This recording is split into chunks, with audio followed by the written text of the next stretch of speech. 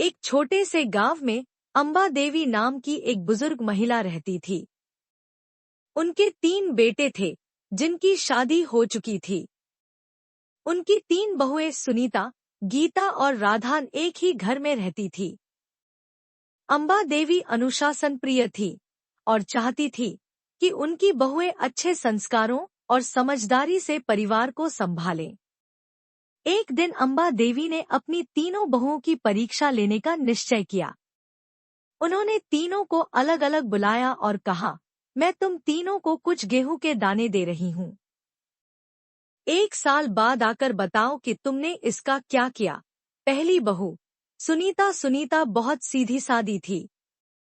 उसने सोचा कि ये गेहूं के दाने मांगजी की निशानी है, इसलिए उसने उन्हें संभाल कर एक डिब्बे में रख दिया। दूसरी बहू गीता चतुर थी। उसने सोचा कि अगर इन दानों को बाजार में बेच दिया जाए तो उससे कुछ पैसे आ सकते हैं। उसने गेहूं बेचकर पैसे बचा लिए। तीसरी बहू राधा सरल और समझदार थी। उसने गेहूं के दानों को खेत में बो दिया और उनकी अच्छी देखभाल की। साल भर बाद उसने उन बीजों से एक पूरा खेत तैयार कर लिया और ढेर सारा गेहूं उगा लिया। 1 साल बाद तीनों बहुएं अम्बा देवी के पास पहुंची। सुनीता ने डिब्बे में रखे गेहूं के सूखे दाने दिखाए।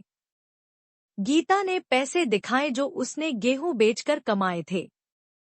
राधा ने कहा, मांगजी, मैंने इन दानों को खेत में बो दिया और अब हमारे पास ढेर सारा अनाज है, जिससे पूरा परिवार साल भर तक भोजन कर सकता है। अम्बा देवी मुस्कुराईं और बोलीं, राधा ने सबसे अच्छा निर्णय लिया, क्योंकि उसने इन दानों को बढ़ाया और पूरे परिवार की भलाई के लिए सोचा।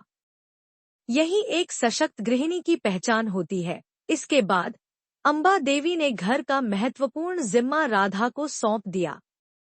सुनीता और गीता को भी सीख मिली कि जीवन में दूरदृष्टि और परिश्रम कितना आवश्यक होता है।